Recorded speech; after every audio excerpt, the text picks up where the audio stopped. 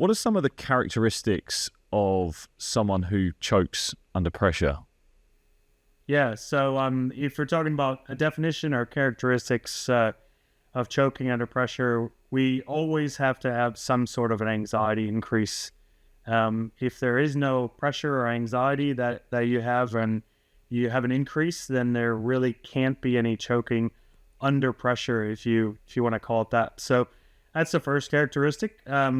The second characteristic is that you have to have a decrease in performance. So when someone is experiencing choking, basically, if there is no decrease in performance, again, that's another characteristic that needs to be there. And then the third probably characteristic that most researchers would actually suggest is important is skilled performance. So when we're talking about that, we're talking about, in most cases, the skilled performer or an experienced level needs to be there as well.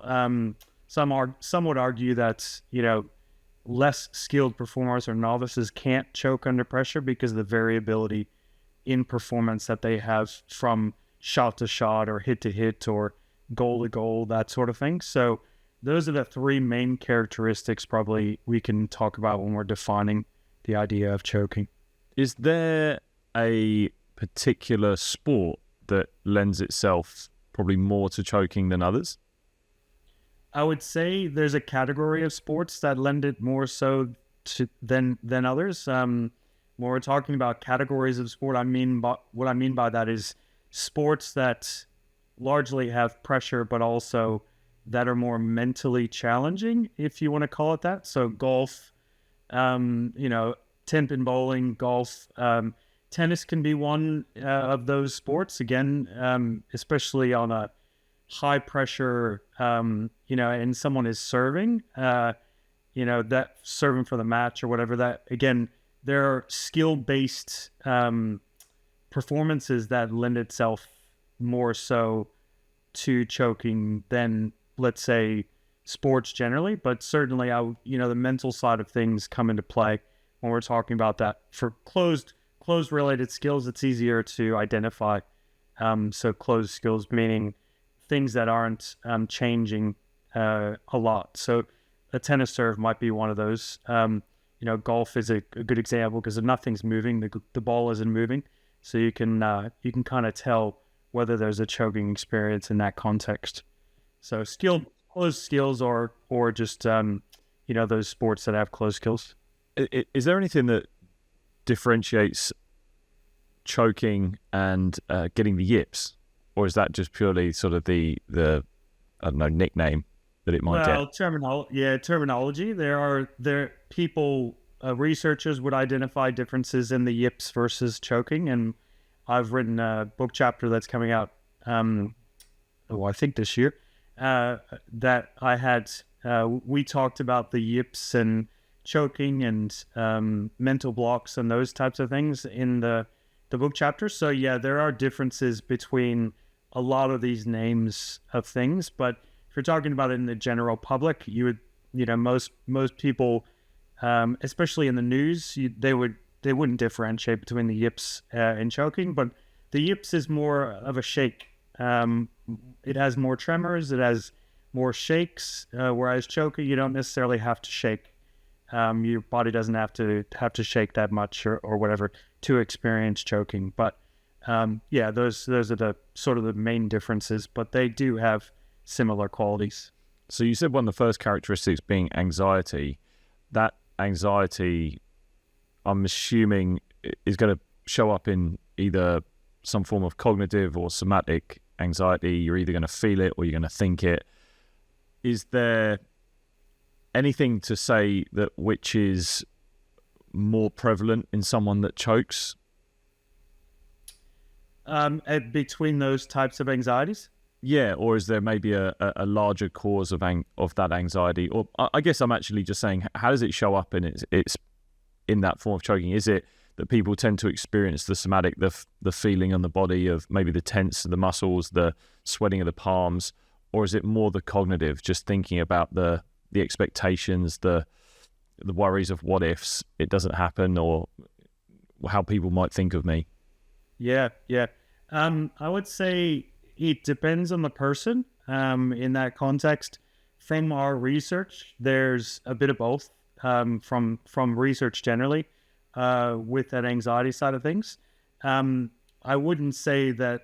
Well, if you come at it from a theoretical point of view, I would say for many people, the cognitive side, the worry, tends to outweigh, let's say, the somatic anxiety or the bodily feelings that people have.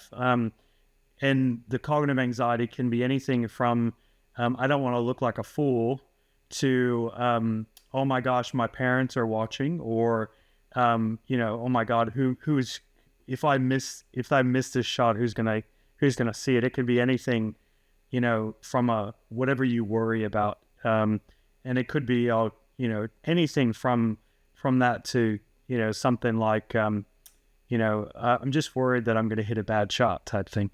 So, that cognitive anxiety, from my perspective, I think it's more important than, it shows up more than the somatic anxiety, and how, choking is experienced through either of those. So when someone is choking under pressure, what are the mechanisms that are happening, that are taking place? Is there more than one? Is it just one that only way in which someone can choke? Yeah, what are some of the mechanisms of someone choking under pressure? Yeah, so from a theoretical perspective, there's a couple of them. One is, one theory sort of suggests that when you are in a situation where you're skilled performance and there's an anxiety increase, and you decrease that performance, people tend to self-focus, or they tend to think about the mechanics of the skill too much. So it's like paralysis by analysis. They tend to overthink shots, or overthink what they're doing and the mechanics of the shot, and that tends to override the most powerful computer in the world, which is your brain. And we don't necessarily want to override our brain, but we try to anyway, and that tends to get in the way of something that should be already automatic. And that's why we have, that's why we say skilled performance needs to be one of those characteristics to experience choking, because it's relatively normal. It's similar type of skill rather than so much variability in a performance. So yeah, like, again, if you overanalyze, that tends to override that brain function, and that decreases performance as a result. And again, it may be an automatic thing, or it might be a deliberate thing. We don't necessarily know yet on whether it's, the anxiety increases and then we automatically go to, these types of theories, these types of mistakes within a choking response. But it just happens.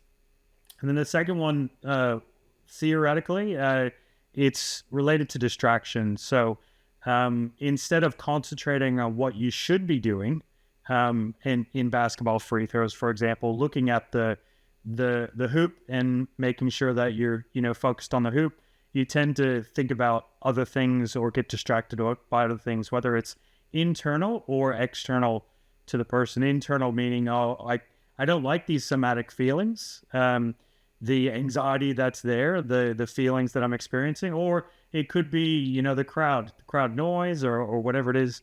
It's a distraction, whatever the distraction is.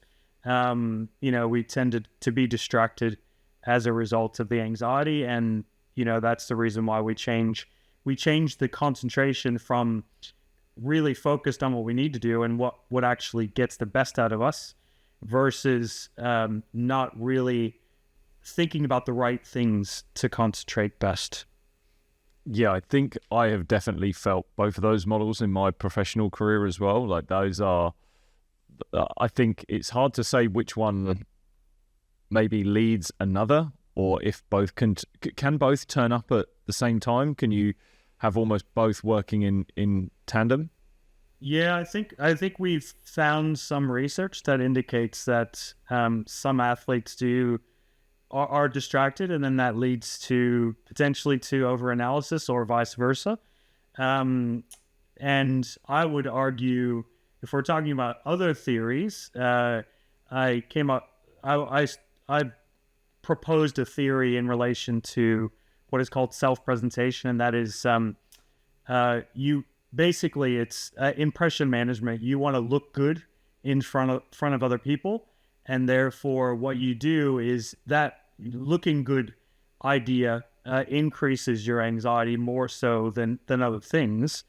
And then what I would propose is that predisposition to be to save face and try to perform better leads you to either the self-focus model, trying to overanalyze, or being distracted, and or both. I think it's just a matter of some of my theories or my research is around the personality characteristics that lead someone to be more prone to impression management related issues, and therefore leading to choking a little bit more. So I believe you can, anyone can choke via the distraction or the self-focus model, or both. But and we have found some information for both. Yeah, I get that with that self-presentation. I see that quite a lot, and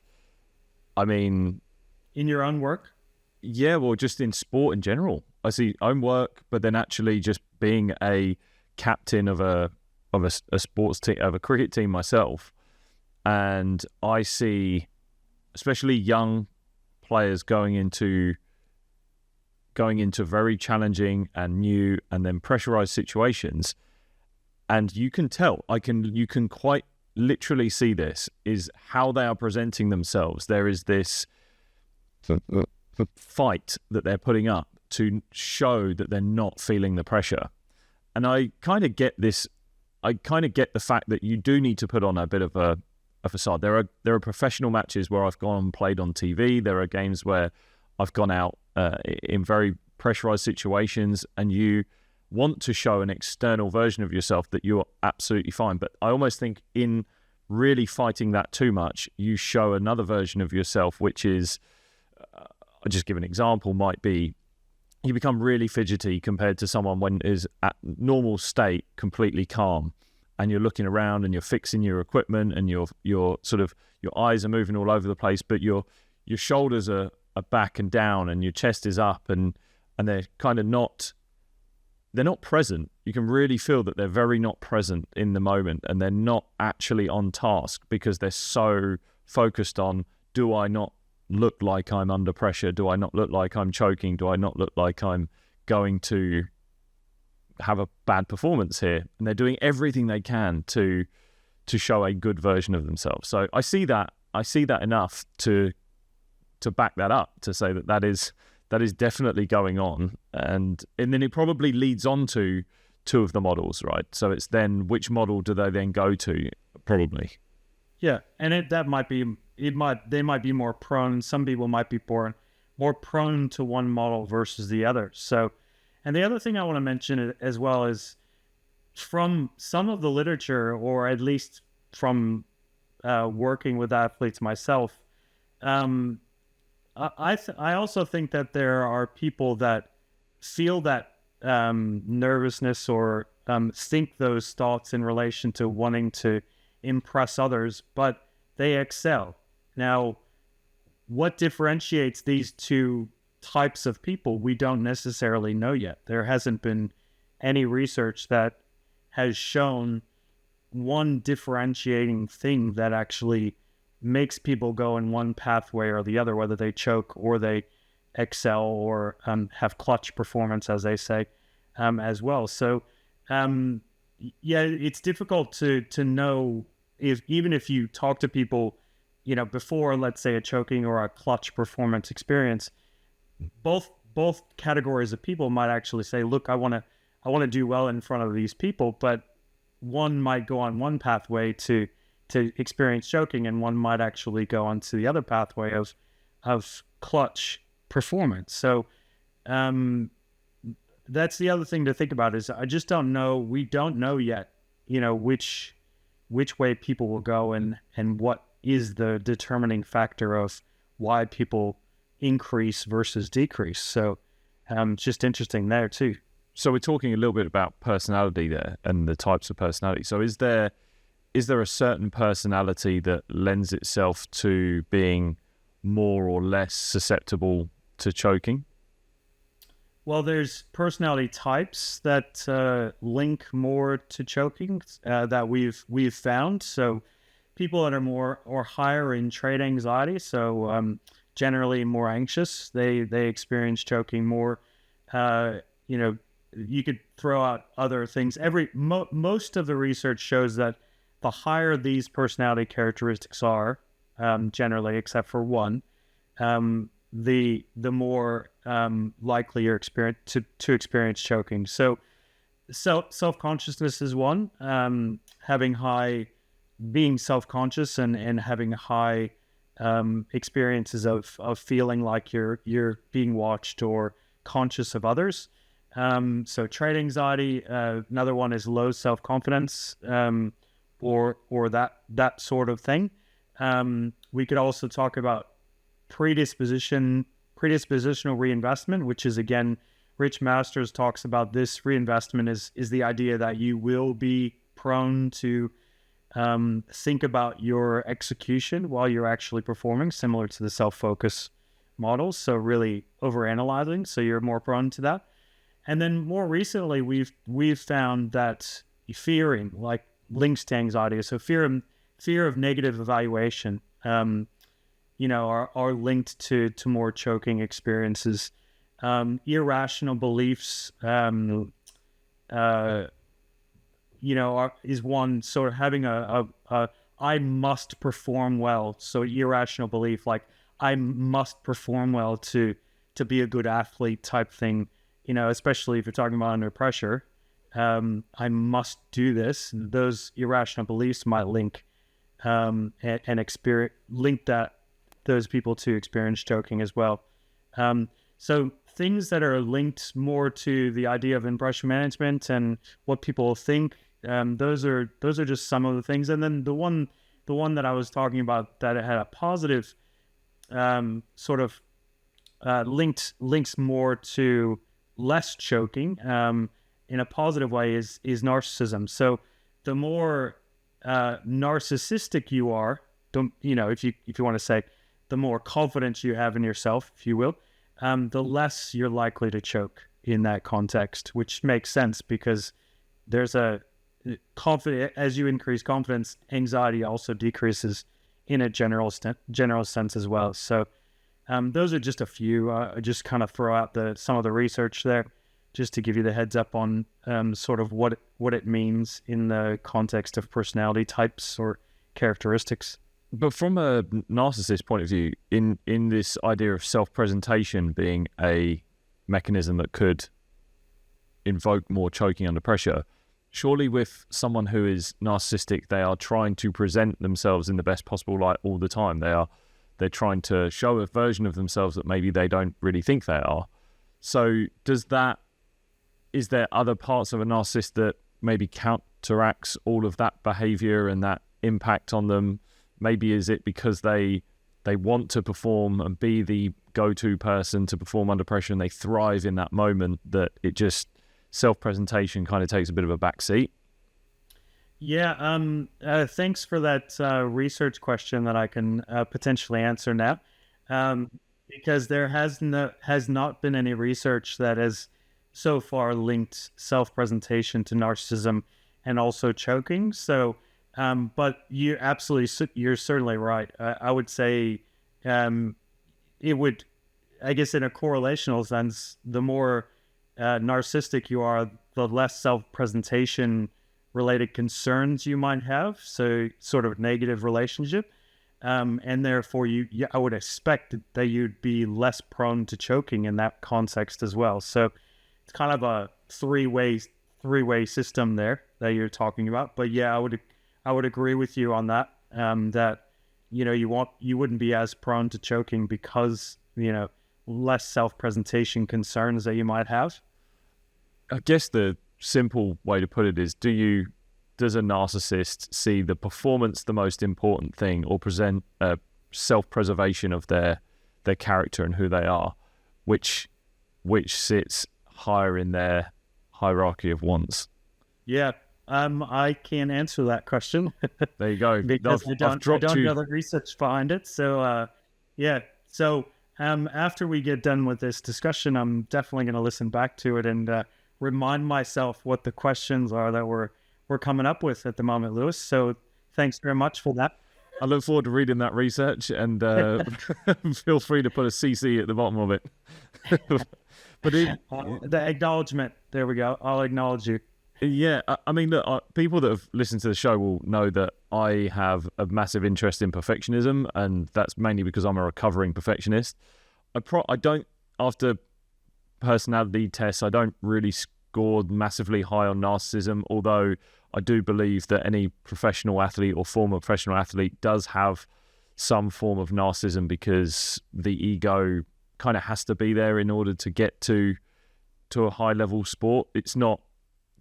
I don't say ego as in you are egotistical. It's just there is a form of ego of someone knowing when you're in a high level sport, you know you're good at it. But there are, and I have experienced those narcissists in high level sport, and yes, they are usually the go-to performers. They're sometimes the mavericks of the team. They're the ones that really, when the big games are coming, they're not throwing up in the bathroom before the game, before they go out. They're the ones that are sort of chomping at the bit, standing there, can't wait to either go out there, perform, talk to the media about how good that performance was, and get going.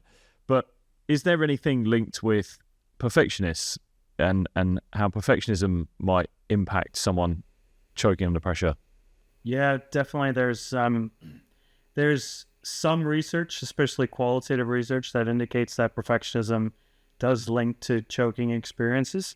And I would probably, that's probably one of those, when I was talking about the characteristics, that was probably one of them that I sort of left out or missed in most of the personality characteristics that are there. But perfectionism is definitely one where, the more perfectionistic you might be, the more likely you'll experience choking, because again, you might link that to the self-focus model and the over-analysis of mechanics, because you're trying to be perfect in that in each of your executions, if you're shot making and that sort of thing, whatever it is.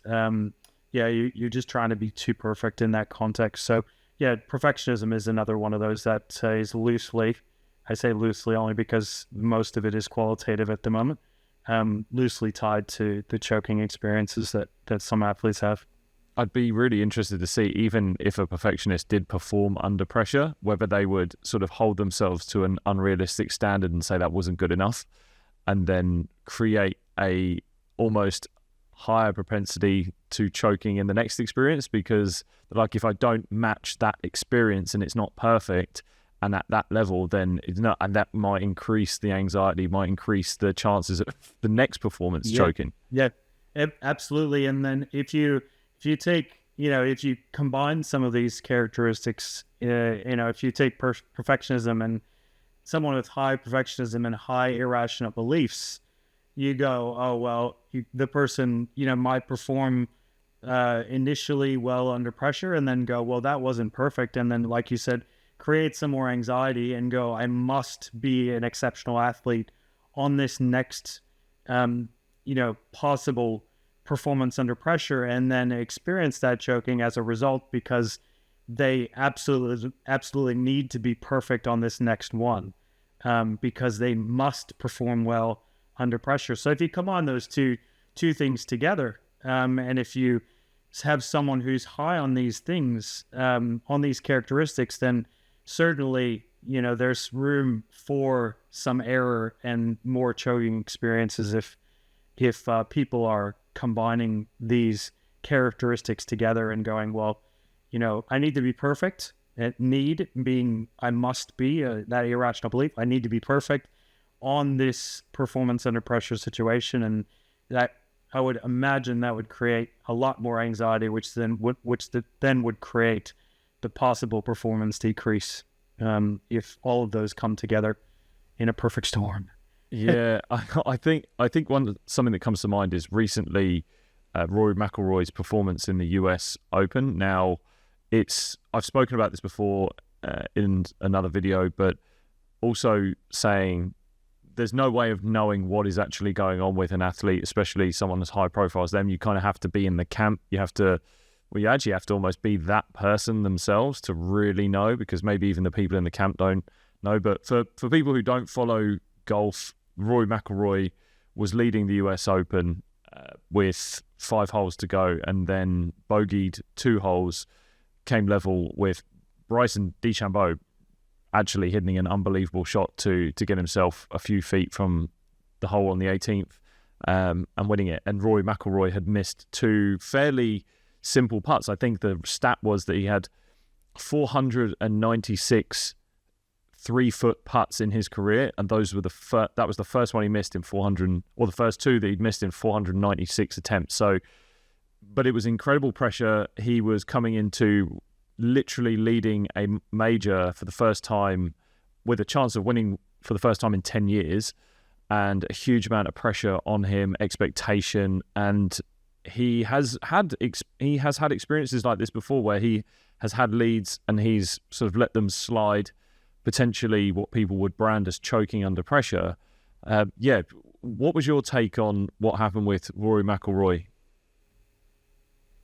Yeah, I was watching. I hadn't watched it, but I've seen clips of it in transition and after the fact, and it was interesting to see that he had missed in the last 3 holes. I think it was he had missed 2 less than 4-foot putts in the last 3 holes, and there was lots of talk in relation to, at least on my Twitter feed anyway.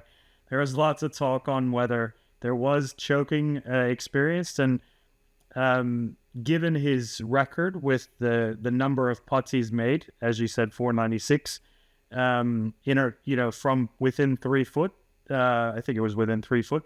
I would categorize that, and given the suggestions and the situation and all that stuff, I would likely say that he actually experienced choking in that instance, and the fact that he was pretty either leading or close to leading the tournament at that time, and his reaction based on how he did, his reaction of not wanting to talk to the media about it afterwards, really does give an indication that he probably just wanted to get out of there and was embarrassed about his performance, even though I think he came second. All right, so I mean that's a fair effort, although he should have won it in many people's camps.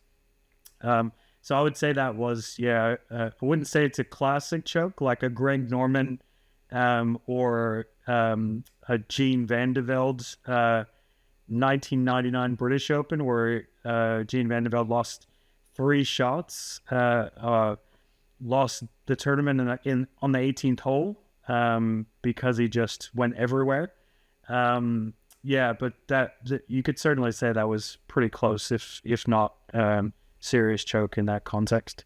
Yeah, I think there was a bit of a reframe that I gave a lot of people that had spoken to me about that experience, saying, oh, he's just choked under pressure and he's a choker and he's not there. And I said, well, hold on.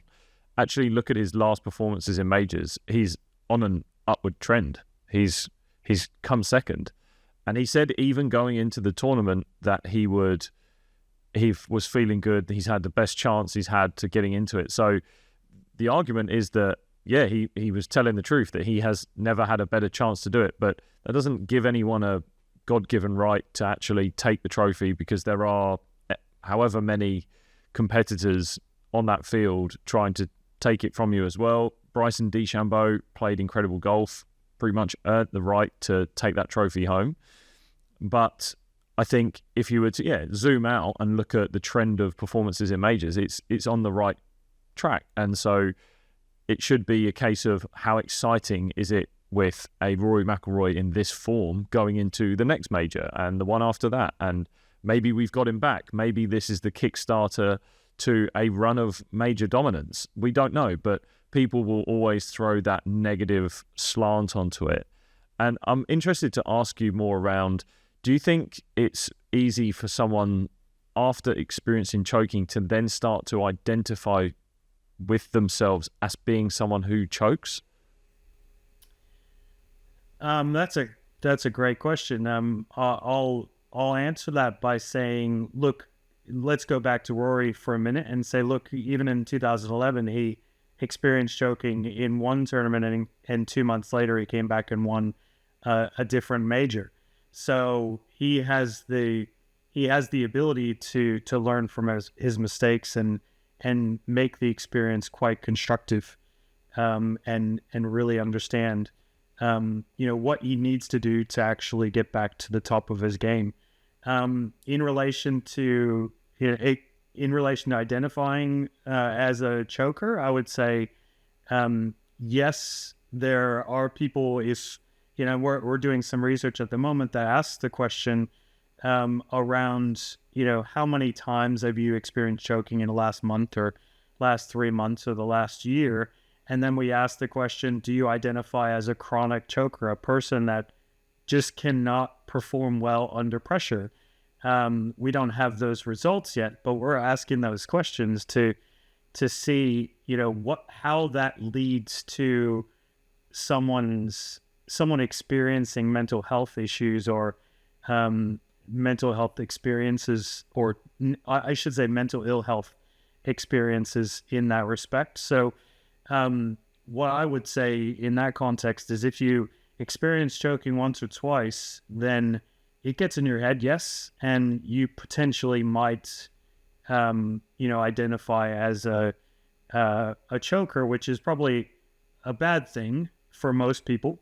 But if you name it, and as we know in psychology, if you can just name it and own up to it, then you're more likely to be able to learn from it and really understand how to get over it. So that's a case of someone going, okay, I am choking under pressure. I am someone that potentially feels all of these experiences of choking under pressure. And now all I need is some strategies, some ways to overcome it. And then that is potentially what I can do to stop this identification of being a choker. Yeah, absolutely. And I don't, the interventions that we may talk about, going forward, I just want to emphasize that some of them are kind of like Band-Aid fixes. And we've said this before, when we started identifying interventions that actually improve performance under pressure, is sometimes they could be Band-Aid fixes for other other psychological issues, more deep psychological issues that you may not be able to fix via for example, a pre-show routine to improve performance via the distraction theory or the distraction model.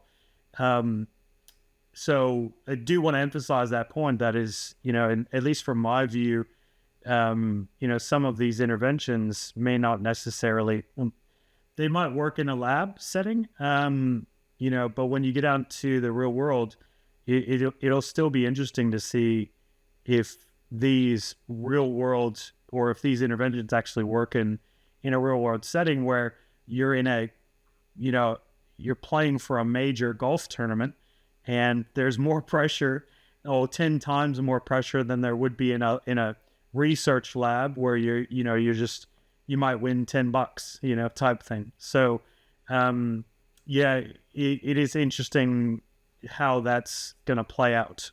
And hopefully we can do some research in the real world to see if some of these interventions are beneficial in the real world setting.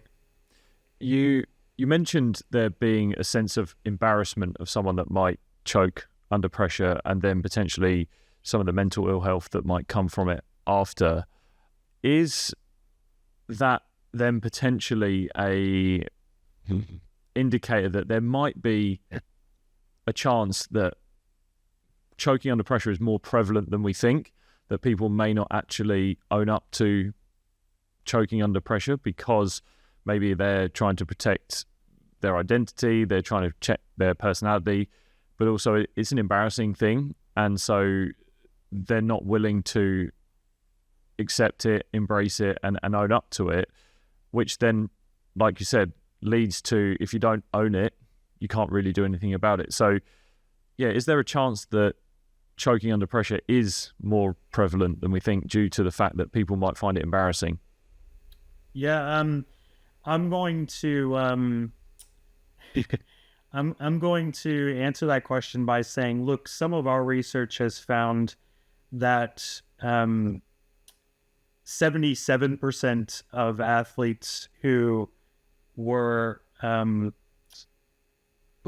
did an anonymous survey actually experienced choking as a result of, when they played. And that's one of the recent studies. Now, with that said, we gave them a sort of a definition of what choking was. And if you are the Denise Hills of this research area, a prominent researcher in the UK, she would say that's bollocks. That's crap. Forget it. 77% of self-reported choking experiences, people, there's no way 77% of people actually experience choking, because she believes that, choking is a substantial decrease in performance, which I didn't mention when we were talking about the definitions, but, she would say it has to be a massive change in performance rather than just, I missed one or two shots here and there. So in that context, there's, we gave a definition in that context. That was a general definition.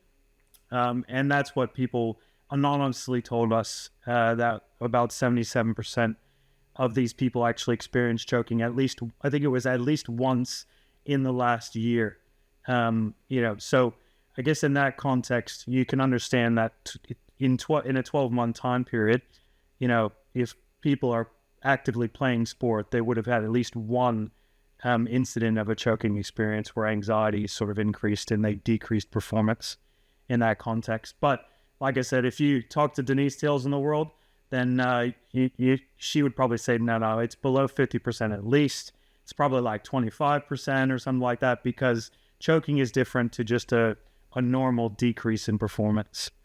Yeah, I think that would be interesting to know. If that was an anonymous survey as well, it'd be different to know if you were just asking the question in person as well, and whether people would actually own up to that in person. I think that's what I was also trying to get at, is this protection of the embarrassment of the whole experience itself. But interesting if Denise is saying that there has to be a drastic change in performance, which I can probably relate to that. I get that. I think you probably, and you as an athlete definitely would know, you kind of know when you're choking, right? You really do know that this is not my normal performance. This is not me in flow. This is not a nice experience. Whereas there is a chance of being, I don't know, in flow and being within your best performance and still making a mistake. You can still make a mistake there. There's still an error. You may not hit the shot perfectly, but you may hit it within a degree of error that is acceptable for you.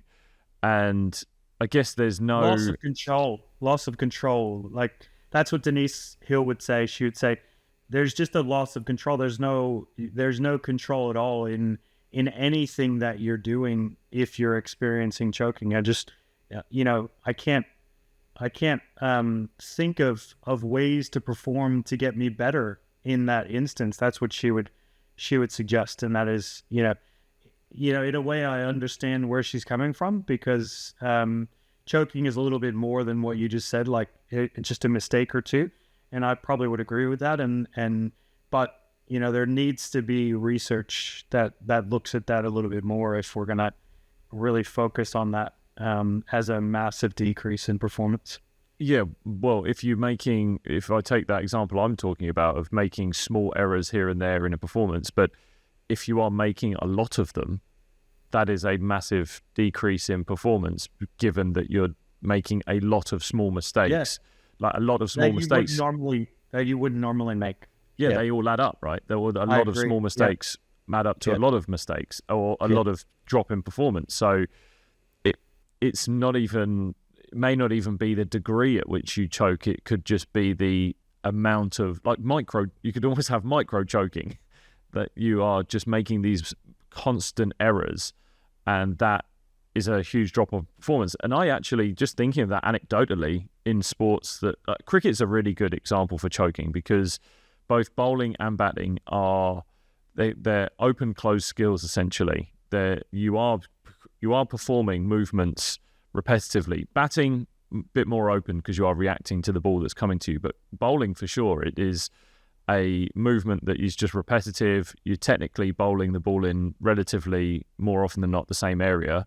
Yes, you have variations of different balls you might bowl and lengths and things like that, but you see players that make just constant small errors, and that minor error makes a massive difference over time. So if a bowler is meant to hit a certain part of the pitch, knowing that the outcome is going to be, say, they're bowling towards the batsman to like cramp them for room. It's a bit different from baseball, but like you're cramping them for room so that they don't hit the ball.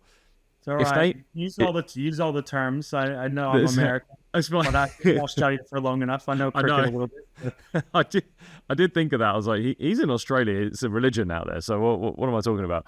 But if you bowl a little bit wider and you give the width to the batter, that's the difference between the ball going for 4-6 or it being a dot ball and no runs at all. And you do that enough, that is a almost catastrophic error. Right, and it's not someone that's bowling off the pitch. There's famous footage of people choking under pressure, and I've seen someone really get the yips with bowling. Like couldn't hit the pitch, bowling the ball over the head of the batter, like just couldn't land it. Total catastrophic drop in performance, and that being a real choking under pressure situation. But what I'm getting at with this is that it hasn't got to be a huge change in performance, in the sense that small changes in performance and drops in performance done over the course of, in this instance, 6 balls and over, could be a terrible over, and it could be the difference between someone going for 24 or 4, right? I think it's all that the adding all of these little performances up. Yeah, I think in that context, especially, over the course of, let's say, a couple of overs, in that context, I think if you add those up, then yes, I think it's easier to determine choking when it's a one big performance error, much easier. But if you do add those little bits and pieces up, in that context, I think it is, that would be a choking experience as well. Now, with that said, you have to think about in the cricket situation, you do have to think about whether the batter is, being more clutch, as an example. So when you have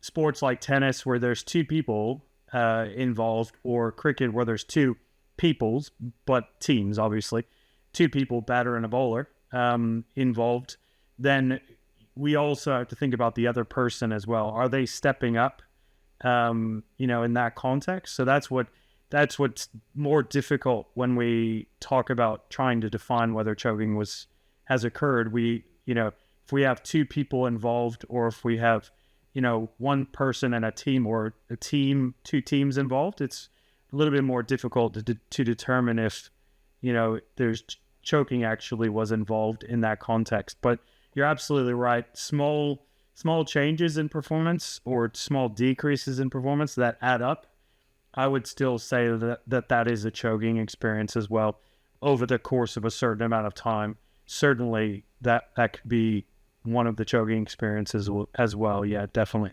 You could look at something like gymnastics, or you could say a gymnastics routine, only small misplacements of the hands, the feet, the rotations.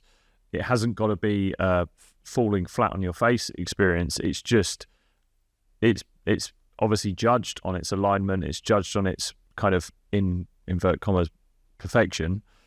And those, you could have a routine where you just miss consistently throughout the routine, and therefore you don't medal or you don't get the higher points that you potentially could have. And that's, I guess, an example of what that could be.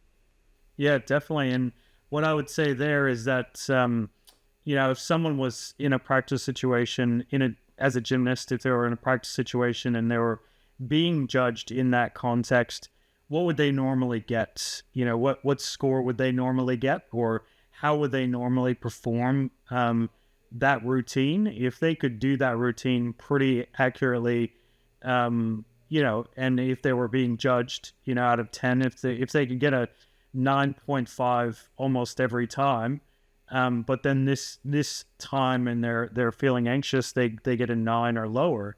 Like, I would say that could be a choking experience, because they must have made a few mistakes throughout the routine, as an example, to be judged at a lower level than what they normally would be. So yeah, that's definitely, again, we always have to try to, at least when we're talking about choking experiences, I think we need to make it self-referent. So meaning, judge the performance on what the person would normally do when they're not under pressure. And if you go back to Rory's example, those putts on, I think, hole number 16 and number 18, where he missed when they were less than 4 feet, and we even said 496 times in a row he's made those putts. Well, I would say he should have been able to make those 2 putts in that example.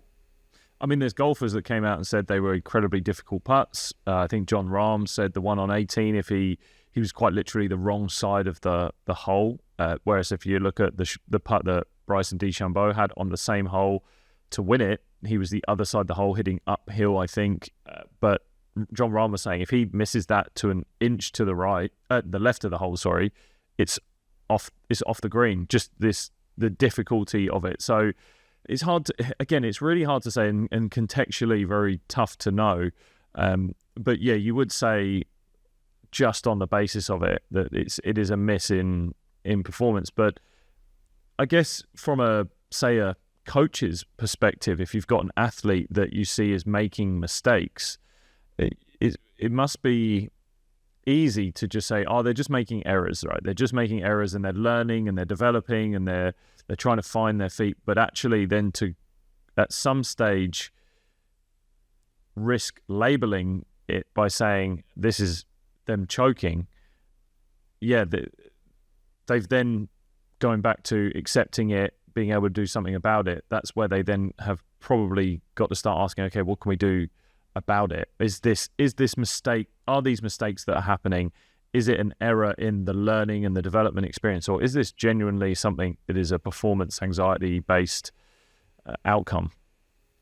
Yeah, well, you're talking about a few different things there. If you're going by my self-presentation model of choking, I would say that many athletes wouldn't want their coaches to know that they're experiencing choking, because then they're going to be they're going to be afraid they're going to be sat out and not be able to play, especially when it matters the most. So you're talking about that from an athlete perspective, and that's what I would think is a worry for them, especially if they talk to the coach. So but with that said, if the coach knows what is happening with that athlete and the athlete fesses up and say, yeah, I was a bit anxious that time, didn't play as well as I'd like to because of the anxiety, then the coach can actually potentially help in that instance and say, look, let's go talk to someone about it and see if we can improve for next time and that sort of thing. So there's a few things that are sort of going through my head when you talk about coaches, and that is, who's going to tell the truth? Is the athlete actually going to tell the truth to their coach and say, yeah, I choked there. Yeah, what can we do about it type thing? Or are they just going to leave it and say, yeah, I just had a bad day type thing? So, yeah. And if we're talking about from the coach's perspective, well, coaches should want them to perform well. So hopefully, irrespective of whether it's anxiety or not, hopefully they do want to help the athlete in that context and not just sort of brush it under the rug. We touched on it very briefly, but I'd just like to dive into it. The mental health effects of choking. What is it that you actually found within athletes that choke or don't choke and their mental health?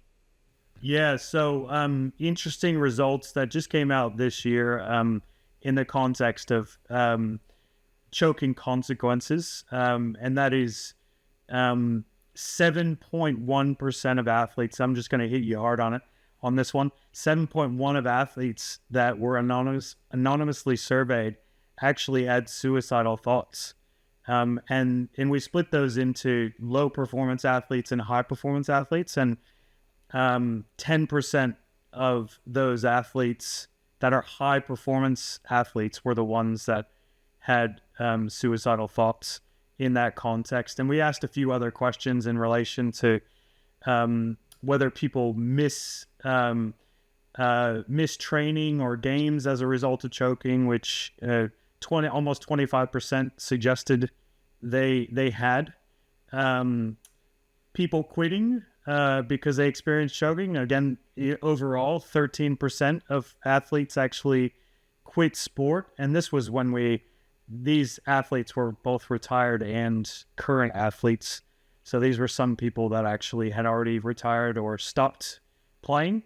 So just in general, those are the sort of the big findings that we found just from this anonymous survey of athletes who actually experienced choking. And to be honest, I'll say one of the limitations of this study was we actually advertised for people that actually experienced choking. Like we said, have you experienced choking before? If you have, come and tell us your story type thing.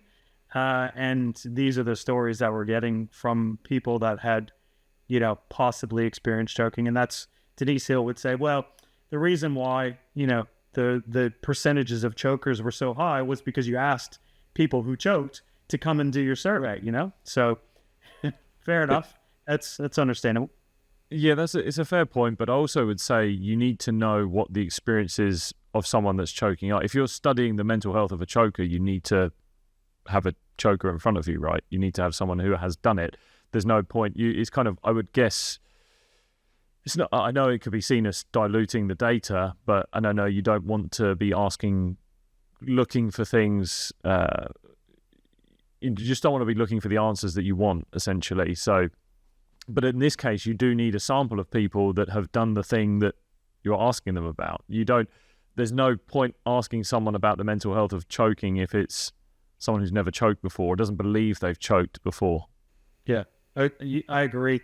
And we wouldn't have gotten any real data if we would have asked those questions. So, that's what the interesting part about this study was that we also asked about maladaptive behaviors to choking as well. So things like alcohol abuse or binge drinking or risky behavior, those types of things, illegal activity, that sort of thing. And more often than not, it was the high performance athletes that actually experienced these maladaptive behaviors. And it was actually a significant effect that, people used alcohol more after an experience of choking.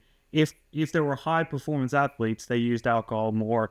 Or again, I call it avoidance coping. They're trying to forget about the embarrassing performance that they just had, even Rory Mcilroy is a good example. He said he was going to take 2 weeks off, from golf just to reset. I think he canceled one of his stops because he needed to take time away. And again, that's part of the potential embarrassment, humiliation that high level performing athletes might actually experience as a result of, this choking under pressure, these experiences. Before we get on to some of the performance strategies that people can put in place, real on the field stuff, just on this, it seems to me that people that maybe choke under pressure really put performances on a pedestal. They maybe identify with the performances, maybe it consumes them. Is there anything that you think, whether this is in the research or just in your own experience and maybe what you might advise, is there anything that perhaps people can do to help reduce this, whether it's maladaptive behavior or the impact on their mental health that choking can have away from the fields, the after effects and experience? Is it something that coaches can do, whether it's reducing the sort of self-worth link to outcome and performance? Well, that's a great question that I can't answer in the space of a few minutes, and may not necessarily be able to answer at all. But one of the things one of the things that I'm advocating for is that coaches, since you've brought up the idea of coaches actually get some type of psychological training, not just for choking, athletes who actually experience choking, but just some sort of mental health training that is required so that they can understand what these athletes might be going through in the context of mental health issues and those types of things, just from a general standpoint. So, many coaches would just say, oh, well, try better, try harder next time. And they don't really understand the psychological consequences of choking. And really, they need to understand and try to be a little bit more compassionate toward the athletes themselves and see what's going on. The best coaches are the ones that are psychologists themselves. I'll call them mini psychologists themselves, and they know how to deal with people really well. And it's gotten to the point these days, especially, that coaches are going to, instead of being the brute and the brutally honest coach that says, "Oh, toughen up, princess," to, these days there are more coaches that are going, "Okay, well, what can I do to help you and support you in the context of what you just did or what happened just then," that sort of thing. So, from a coaching standpoint, I would say getting coaches to know that psychological side and be like mini psychologists. You don't have to take a counseling course, but things like mental health first aid, those types of things might be something to consider for coaches to get involved in. Yeah, I've been thinking about this actually recently about going through my masters in performance psychology, just the fact that as I'm going through it, I'm like, this should be in a lot of coaching manuals. There should be a lot of this in there. And I think, a mental health first aid course is great. However, in the context of sport, I think you do have to kind of know what is going on. What are the mechanics that I'm dealing with here? What is, I don't know. Well, it's far more peer-reviewed, research-based. Do you know what I mean? It's mental health is spread over a vast group of people, and it's not. Athletes are specific. There's specific things that are going on. So choking under pressure being one. It could be just anxiety in sport, whatever it might be. So, there's definitely something. There's a need there for coaches to kind of upskill themselves in more psychological resources. So we'll see. But as for strategies for on field, what are some of the strategies athletes can use to help reduce their chances of choking under pressure? Yeah, so we did a study, a systematic review of some of this intervention research, and we linked them to the theories that we already talked about at the beginning of the show.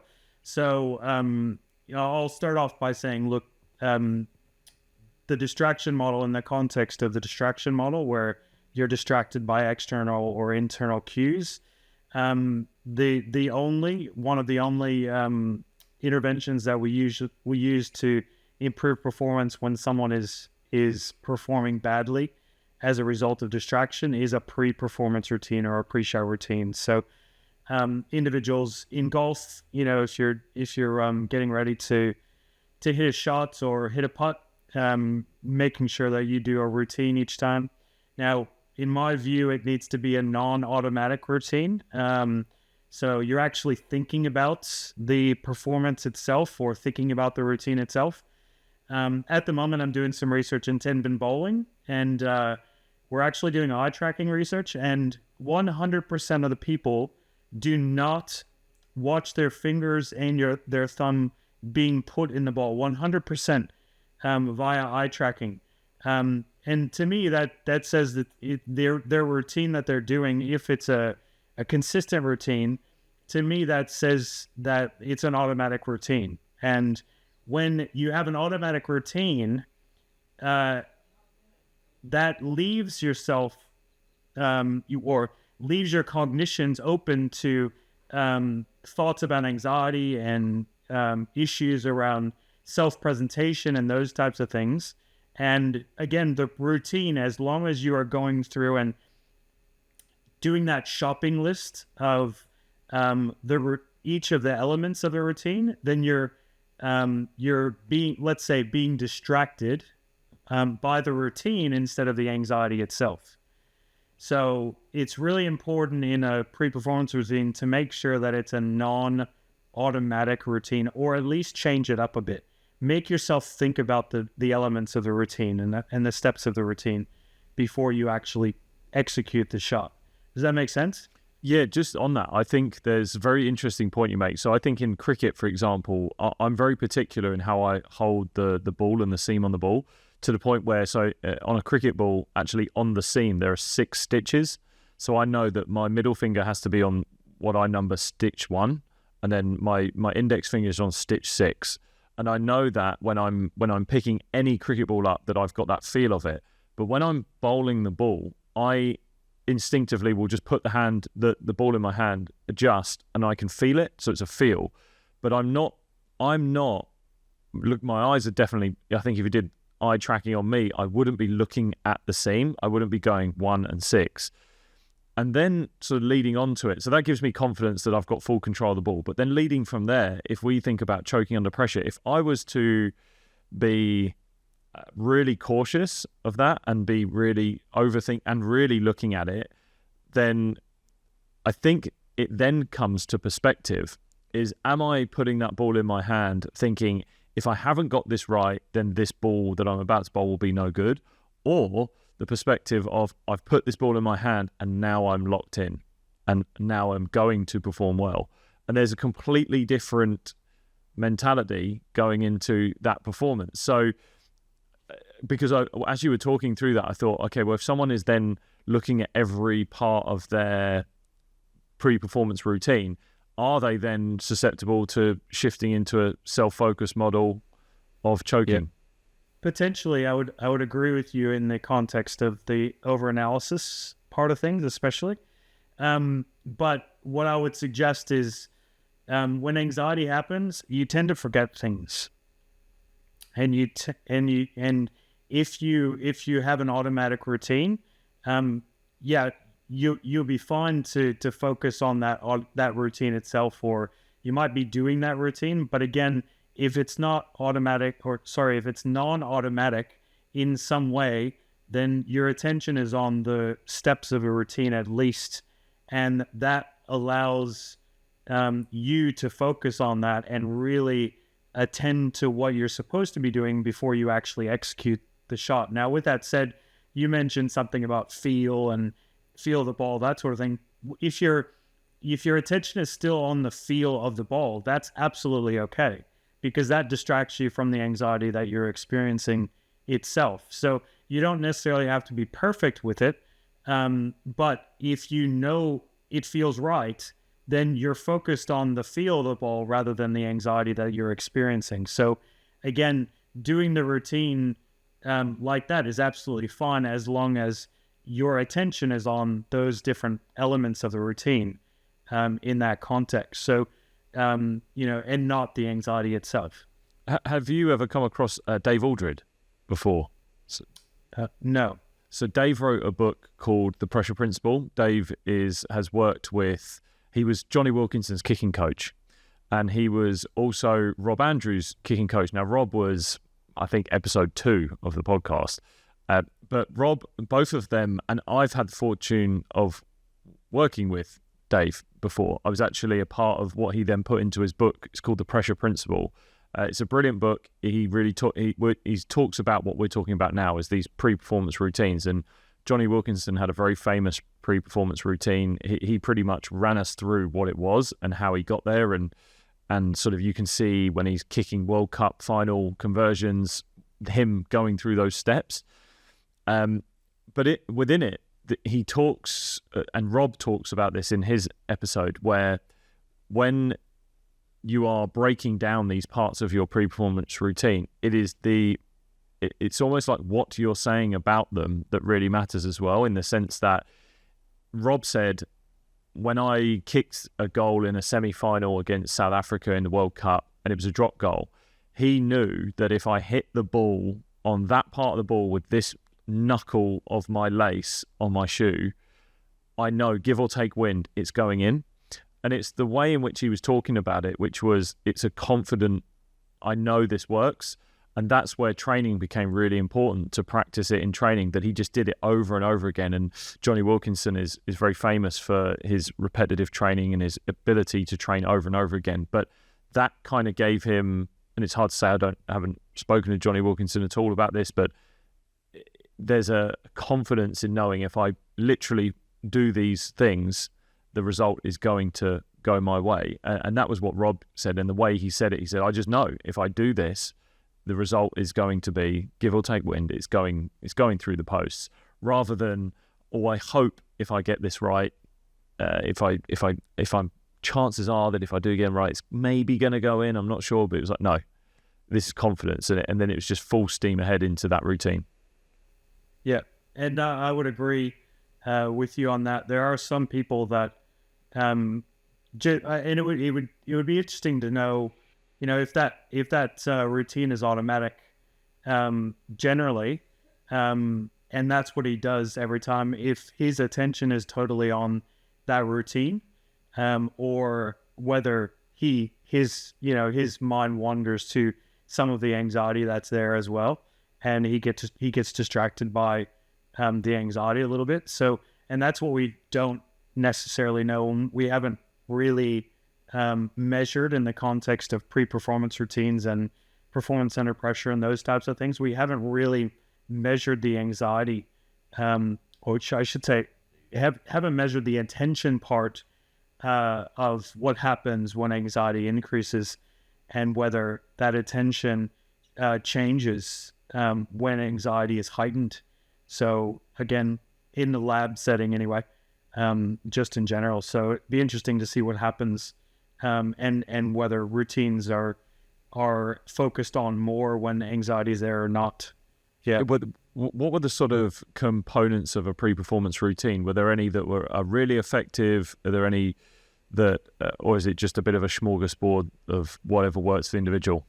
I think when we do our research on performance under pressure and routines, an extensive routine, what we call extensive, meaning a planned routine, is more effective than just the elements. So elements of the routine specifically. So when we coach people into doing their routine, and we work with them individualistically about their routine, the ones that have things like a deep breath or a attention cue, or the behavioral elements of a routine together, they work the best versus just having one, such as just a deep breath, or even, back in 2008, we did a study on just counting backwards, or counting to 5 and then kicking a football, and seeing if you score in that context. So really it is the attention on each of the elements rather than just one or two elements in the routine itself.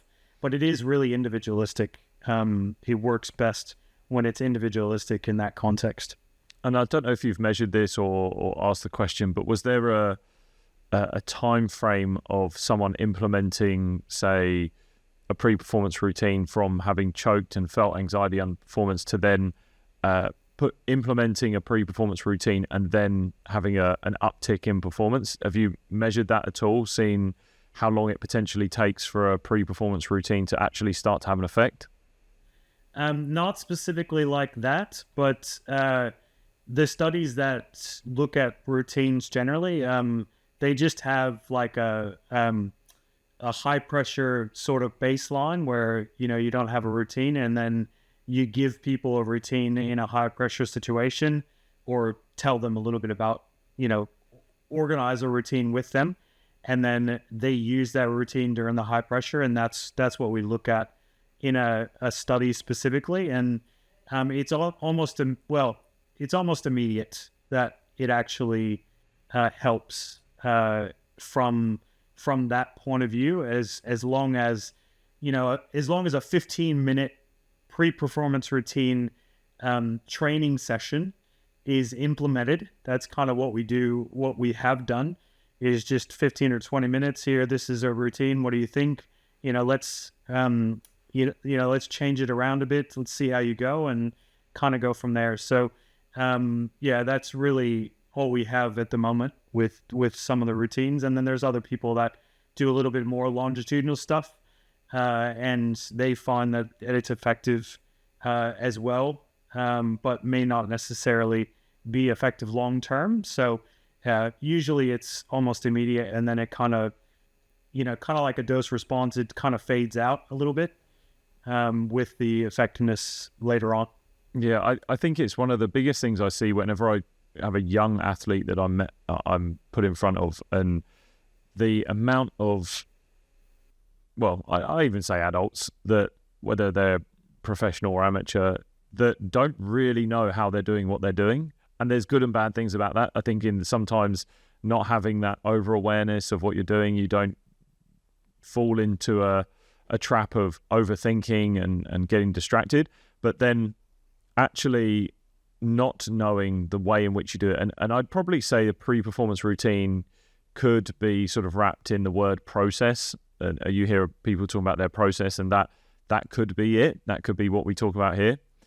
And if you don't have that process, or you will just be inconsistent. You will just find inconsistencies. There's no knowing how you got a good outcome in performance and how you can replicate it. And then more importantly, when especially an athlete is maybe developing ways in which they know how they perform, how they execute their skills, the amount that don't review their positive experiences and just kind of go home and sit on the sofa and go, well, that's just going to happen again. And actually say, that is the time to say, what worked? What was I saying to myself? Was I taking deep breaths? What was I focusing on? What was I telling myself? What was I looking at? Everything. What did I have for breakfast? Like, all of those elements of, especially when it went right, is to nail that down and then find positive correlations over many different performances and say, yes, that is the thing that I'm going to start to like really hone in on in training, develop, and that can be my routine. Will a routine change over time? Yes, probably. You're going to have things that you add in, adapt, and improve on. But you got to have something to know, how the hell am I doing what I'm doing to the best of my ability? But I think far too many coaches just pick up and say, well, have a crack, have a go at it and see how we get on. And if it didn't go, maybe we'll change a few technical things here. But actually, are they aware of what's happening before they even start that performance, that execution of the skill? Are they really aware that there's something that person could be doing? And I think you're right. Every time I've put a pre-performance routine in front of an athlete, within 20 to 30 minutes, they're performing better. They're already, because they're in control. And if we really think of anxiety, of trying to control something that you can't control but want to control it, give an athlete more control and you reduce that anxiety. Yeah, absolutely. And when you said process, there hasn't been any studies that have looked at this much, but there was an athlete that I worked with having anxiety related issues. And one of the things that I did with her was I asked her to write down what percentage of the routine, so we worked on the routine itself, but what percentage of the routine does she think she actually can achieve per game, let's say, that she does, and we came up with a number percentage wise. Let's say it was try to do each element of a routine and do that routine 80% or 85% of the time. And I told her to focus on that percentage. Try to beat that percentage each time that you're actually doing the routine, and not focus on the execution of the shot or what the result was. I was asking her to do that every single shot and just focus on that routine. Try to do it 80% out of the game or the games that she competed in, and we focused on that. And she's now a national level 10-pin bowler in that context, and she was that's what she focuses on the most, is trying to make sure that she does that routine at least 85% or higher of each of the games in that context. And that doesn't, like you said, it sort of reduces that anxiety and gives her something to focus on rather than what the result is going to be or what the result is in that context. And as we know, many people that have anxiety related issues are results focused, and they need to focus on that process, like some sports psychologists would actually say as well. I wonder if there's an element, and this again is very anecdotal, whether there is a way of knowing if younger athletes are becoming more distractible away from these pre-performance routines, that then lends themselves to more chances of inconsistent performance or choking under pressure. Because again, anecdotally, I'm seeing that it's actually something I have even heard athletes verbalize, where I give them a very set routine, or we come up with a routine, and you can even see in describing that routine to them that they're not even looking at you. They're just around, and it's either they're looking for their iPhone or they're looking for something else to give them a dopamine hit. And it's so interesting that it's the one thing that will bring them the joy and the feel-good factor in what they want. They are ripping themselves away from that experience through their distractibility, and then are so upset when it doesn't go their way because they haven't achieved what they wanted to because they've been so distracted. So yeah, I wonder if the world we're moving into with distractibility in young people is going to lend itself to higher propensity of choking.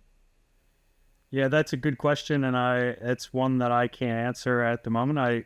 I hear that story all the time with the young people, and I work with young athletes myself every once in a while, and I feel the same. I feel your pain in that context. I do feel like, we have to be entertainers these days. Like if I'm doing a workshop with, 10 or 15 young athletes, we not only have to tell the story and educate, but we also have to be entertainers as well, and make sure that it's so fun that they're switched on the entire time, which is it tends to be difficult with some students and some athletes generally, but that's the way it is. They're easily distracted these days. Yeah. No, look, we're coming towards the end here, Chris. One thing I was actually kind of interested in is, do you have an athlete that you, I guess, admire, from whether it's just in your work, or someone that you're like, this person is so clutch under pressure and I love what they do, and maybe an athlete that you sort of point people towards and go, they're doing this incredibly well, and watch them? There's a few that come to mind, but none that actually I would focus on to say they do well all the time. I mean, you could talk about LeBron James, you could talk about Michael Jordan in basketball and those, but yeah, they would be the clutch performers, wouldn't they? They would be the people that you talk about all the time and say, look, they never really miss a shot when it matters the most. So, but yeah, I don't focus on one. There are times when I sort of go, oh, that was amazing, look at people and go, oh, that was an amazing shot, or that was an amazing kick. But wouldn't say that there's one specific athlete that I would say does that all the time. No, that's fair enough. And is there anything that we perhaps have missed, or anything you wanted to add before we wrap this episode up?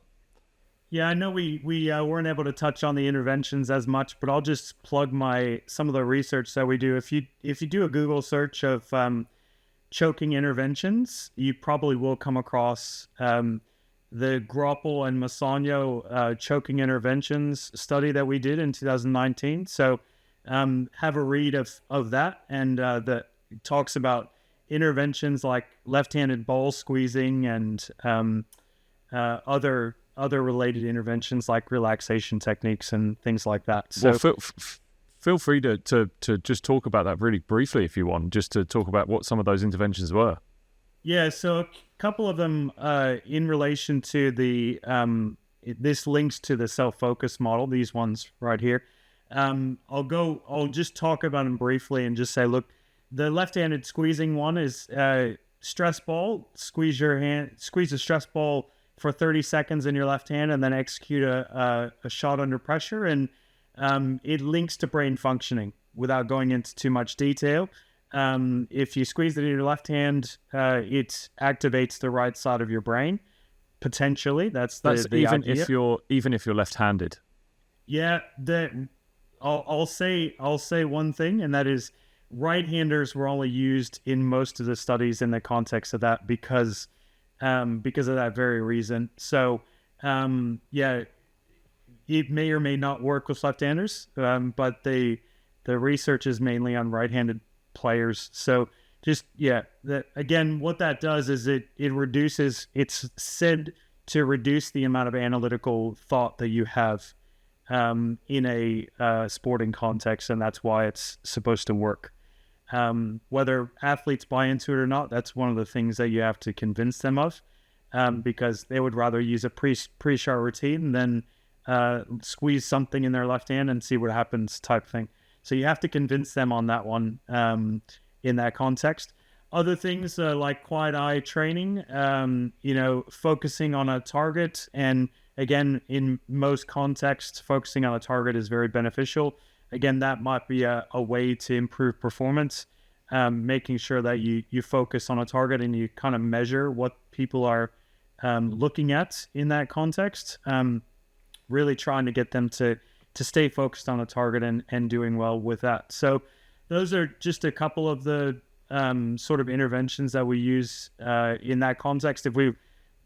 I've used music as an intervention. So again, getting people out of their own head. Thinking about the words of the music or thinking about the tempo of the music gets people away from the anxiety, gets people away from the thinking about the anxiety and the anxiety that's there. So, and really gets them to think about the music more so than the focus of the execution of the skill. So again, getting someone distracting them away from being analytical is what we're trying to do there. So those are some of the things that we've looked at in the research. What about trying to create a climate that induces that pressure? How did you do that? Was there a way in which you were able to ramp that up? Yeah, are you talking about climatization or simulation training? Exactly. Yep. Yeah, so what we do there is just, as an example, practicing under pressure is a way to improve performance under pressure as well, even if it's a mild pressure. So, as an example, you go up against a friend of yours, let's say $5 on the line, whoever makes this basketball free throw or the next 10 shots the most wins, gets $5. Again, mild anxiety gets people to think about how they're thinking under pressure, and then that might translate into better performance when it counts the most. So that's just an example. And again, do that multiple times, and you might get better under pressure in that context. Yeah, we found opposite results, but our study that found opposite results that creates a debate in the literature. I would say there's 4 or 5 other studies that have shown it is beneficial to performance, but one of our studies found a not so positive result, which created a bit of a debate in the literature. But generally, it has been found to to show positive results. And on that quiet eye training, that from what I've read before, takes a bit of equipment to sometimes do that. Is there a way in which you can do that without equipment? So I know it's as simple as, you'll have so many coaches that will say focus on the target, but I think I've heard people say get the athlete to name the target or say it out loud before they're about to hit it, which actually could probably lend itself to a part of the pre-performance routine, actually, as a sort of verbal self-talk cue. Yeah, definitely. If you want to specifically measure the quiet eye sort of training stuff, then certainly you would need sort of eye tracking glasses and those types of things to see how they're going. But the researchers that did this study, they actually had instructions on what the golfers in this instance should actually do in that context. So they actually gave them instructions on, set up for the putt, focus your eyes on the dimples of the putt or dimples of the golf ball, and make sure that you focus on the dimples of the golf ball even after you have hit the putt. So focus your eyes there, and for, I think it was 200 milliseconds after you hit the ball. So like really gave instructions on how to do that. Now, if you want to measure whether someone is doing that, then you have to have eye tracking glasses, but certainly you can give people instructions on how to do these things. And that will likely increase their performance as well, even if you don't measure it. Because some people don't necessarily focus on a target for that long, and have a quiet eye when they actually perform in that situation. So, I think there is no doubt that even in my own professional work and my experience as an athlete, once you put a bit of pressure in training and you give someone something to follow and they know what they're doing in that situation, there is an improvement. There is some form of improvement in their development or performance.